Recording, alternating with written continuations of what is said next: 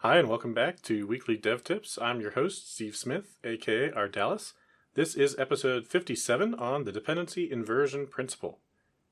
This week's tip is brought to you by devBetter.com.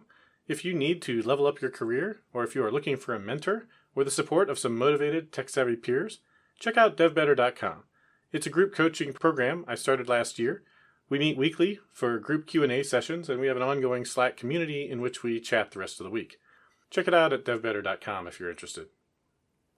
All right, so now we have reached the end, and in my opinion, the most important of the solid principles that we started talking about a few episodes ago. The D in solid stands for dependency inversion.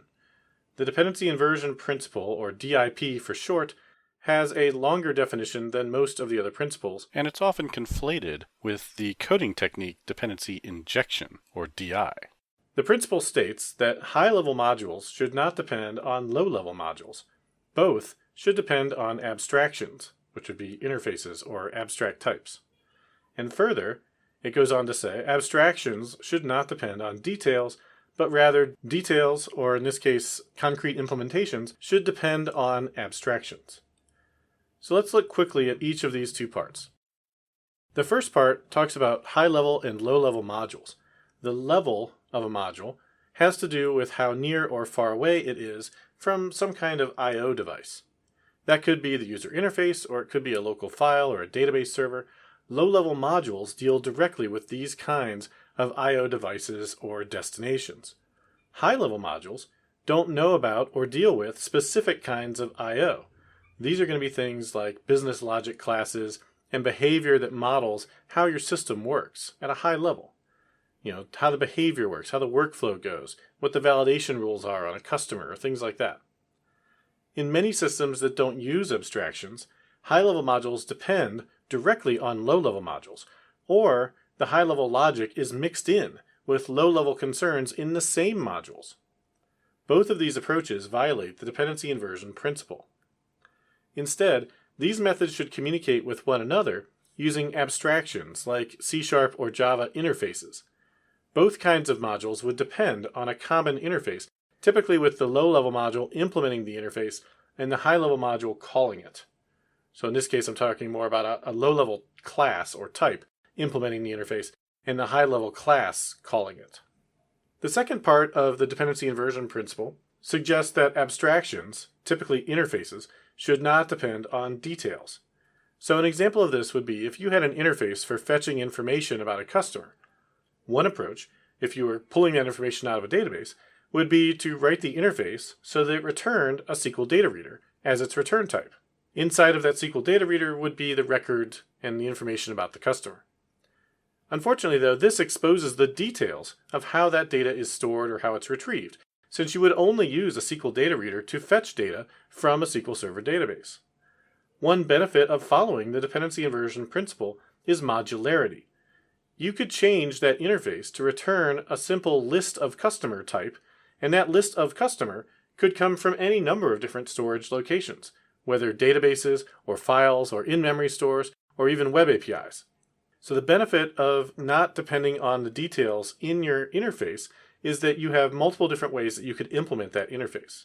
So that covers how abstractions should not depend on details, but what about that last bit that says that details should not depend on abstractions? That's talking about your low-level classes that actually communicate with I/O or other infrastructure concerns. These should depend on your interfaces by implementing them. If you're building a system composed of multiple projects, it can be extremely difficult to follow the dependency inversion principle if you don't structure your project dependencies appropriately. This means ensuring that your abstractions, your interfaces, live in a project alongside your business model entities, and that your implementation details live in a separate project that references this one.